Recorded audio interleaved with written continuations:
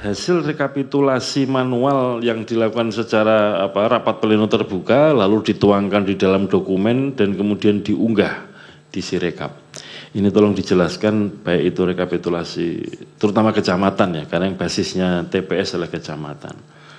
Kemudian yang terakhir,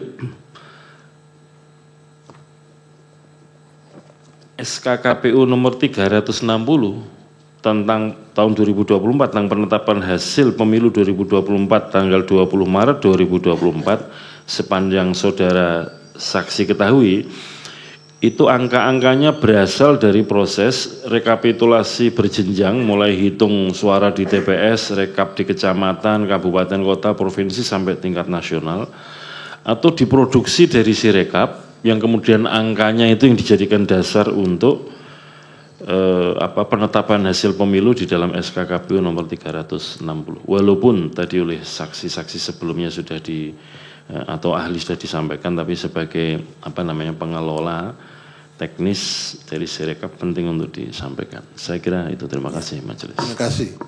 Mas Bambang. Terima kasih Ketua. Saksi. Kemarin ya kembali kita bahas juga sudah bersama kami Prof. Asrun, Prof. Juanda. Kita komen sedikit ya tadi mengenai Sirekap yang dibahas di MK ini. Mungkin Prof. Juanda seperti apa nih? Ya saya kira begini ya. Kalau saya lihat Sirekap ini kan memang tidak bisa dijadikan sebagai patokan dalam aspek hukum ya. Tetapi kalau komplementer untuk mendukung bagaimana perhitungan secara berjenjang, saya kira itu yang penting. Tapi yang ada pokoknya adalah bagaimana hasil hitungan berjenjang itu secara manual ya. Nah, saya kira di situ patokan untuk menentukan siapa nanti ini menjadi ya the winner ya setelah putusan KPU itu. Nah, oleh karena itu saya kira wajar debat tebal antara tim hukum 03, 01 termasuk termohon dan terkait karena memang tidak begitu prinsipil ya. Kalau saya lihat Sirekap, kalau diributkan soal Sirekap, walaupun Sirekap itu sendiri adalah produk dari KPU ya, tapi pada pokoknya dalam persoalan hukum di Mahkamah Konstitusi bukan itu yang penting ya, kecuali misalnya bahwa di dalam undang-undang mengatakan bahwa Sirekap itu memang menjadi persoalan mendasar. Ini kan tidak. Yang penting di dalam undang-undang itu adalah bagaimana perhitungan ya dari perhitungan suara dari TPS ke PPS dan seterusnya sampai ke tingkat KPU pusat. Nah ini yang jadi pedoman.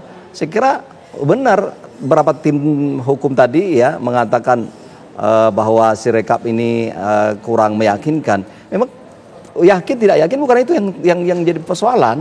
Nah oleh karena itu satu hal. Yang kedua antara tim hukum tadi 03 ya? Iya, tadi 03. 03 dengan 02 sebagai terkait. Nah, ini memang sudah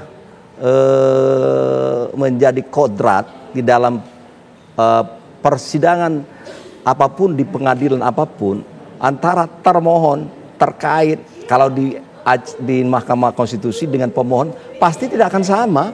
Kalau sama tidak akan terjadi di Mahkamah ketemu dia. Nah jadi saya udah senyum-senyum dari awal, pasti kan tidak mungkin sama. Apapun yang disampaikan oleh pemohon pasti termohon mengatakan, tidak benar ini. Nah makanya saya selalu mengatakan kita tidak bisa hanya mengandalkan kemarin baru pemohon ya. Nah kita lihat nanti saya bilang termohon apa? Pasti dia bantah. Besok terkait pasti dia bantah. Satu kubu terkait sama termohon satu kubu, termasuk Bawaslu, kalaupun itu tidak bisa netral dia, pasti dia ke KPU ya, ke kolegannya misalnya. Tapi sebenarnya tidak boleh begitu. Kemudian pemohon dua, nah berimbang ini. Saya lihat adu kekuatan strategi di dalam Mahkamah Konstitusi biasa, adu kekuatan alat bukti tentunya demikian. Tim hukumnya sama-sama hebat, saya tidak meragukan. Pada akhirnya adu kekuatan alat bukti. Nah, ya. Prof. Asrun bagaimana pendapatnya nih? Ya saya kira ini sudah berlalu ya dan dilalui dan kemudian para pihak itu hadir pada saat penghitungan manual ya kan semua dipanggil nih. Kalau Sirekap karena sudah dihentikan kemudian sekedar alat bantu selesai ya kan karena bermasalah ya, karena saya kira memang harus dihentikan Tetapi yang penting yang kemudian menjadi alat bukti dalam persidangan di MK adalah hasil perhitungan manual. Bisa dibuktikan itu. Misalnya Prabowo dapat 50% sekian, ya. Ganjar sekitar 15% misalnya, Anies 20%. Itu bisa dibuktikan secara berjenjang. Sebetulnya inti sengketa di MK tuh hasil perolehan suara. Oke. Ya. Dibuktikannya di situ. Jadi bukan sirekap. Sirekap tuh nggak bisa dijadikan alat bukti. Secanggih apapun juga ya, nggak bisa diajukan. Sirekap itu tidak punya legalitas. Dia hanya bentuk pengumpulan informasi, penambahan informasi seperti tadi misalnya dipoto, dikirim melalui HP. Nggak semua orang HP-nya bagus, ya kan? Mungkin HP-HP yang kira-kira yang kayak kurang bagus pasti dipakai juga, ya kan? Jadi dan kemudian di dalam rapat pleno penghitungan suara secara berjenjang itu di KPU semuanya hadir. Dari KPU provinsi. Kalau ada bermasalah dibawa anak buahnya. Seperti kejadian kemarin kan. Ada dari paslon 01 kah. Ya. Kemudian dibawa masalah itu ada masalah kata di Jawa Barat. Tapi dia tidak bisa menjelaskan di TPS mana, di wilayah mana, siapa yang bermasalah, ketua KPU. Nggak masalah. Itu yang problem. Jadi sebetulnya para pihak ini kan selalu pemilu ini sudah berapa kali secara langsung. 2004 ya.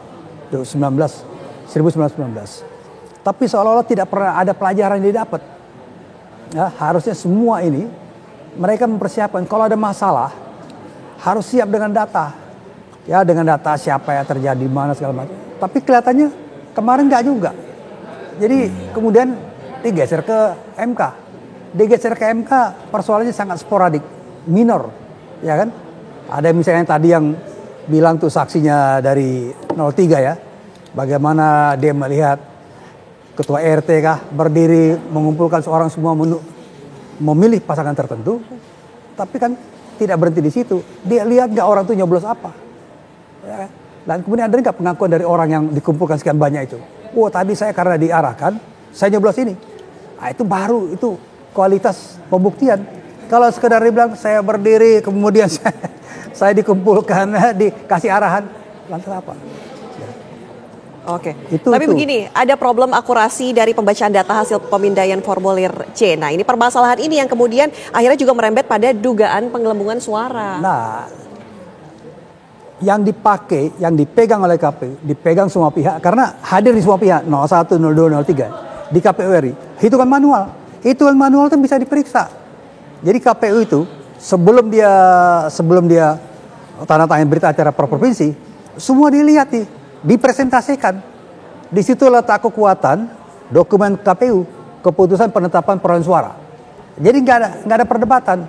Jadi kalau misalnya kecuali KPU rapat sendiri, baru ada masalah, ya kan? Baru ada masalah. Tapi kalau rapat dihadiri, dibikin laporan dari KPU provinsi per provinsi, kemudian hadir pasangan calon ya, calon 01, 02, 03, dan bisa bertanya, selesai urusannya, ya kan? Dan mereka tanda tangan.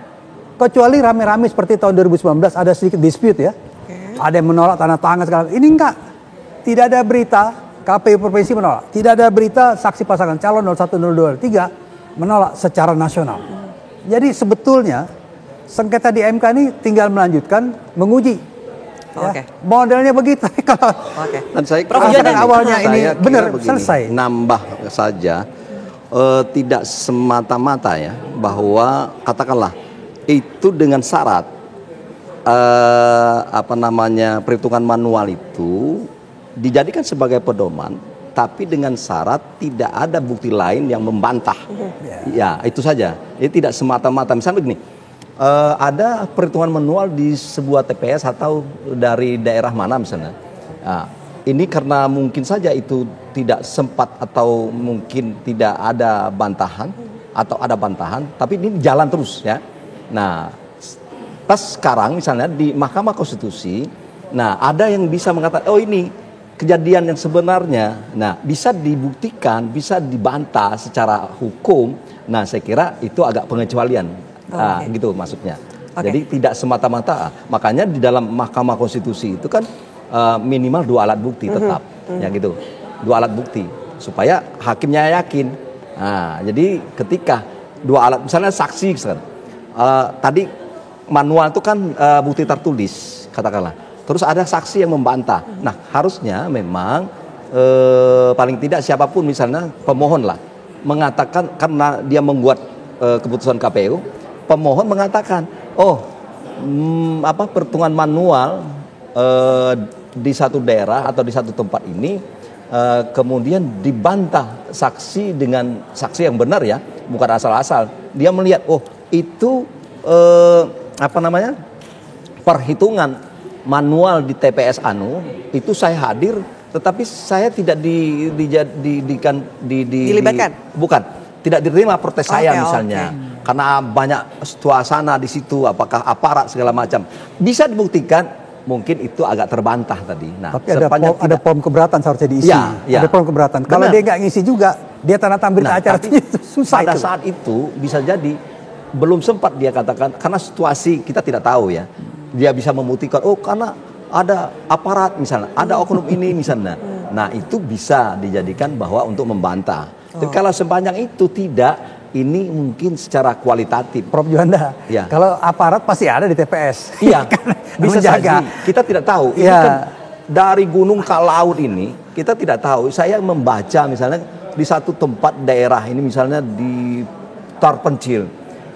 Mereka dikedip mata oleh oknum aparat misalnya begitu, bisa dibuktikan gitu loh. Artinya harus ada pembuktiannya ya. Jadi harus ada itu subjektif sekali. Baik. Kalau dia bisa membuktikan, ya Prof, ada langkah-langkah sebelum dikedip mata, mungkin udah dikedip dulu. Oke, Prof Juanda, kita tahan dulu ya.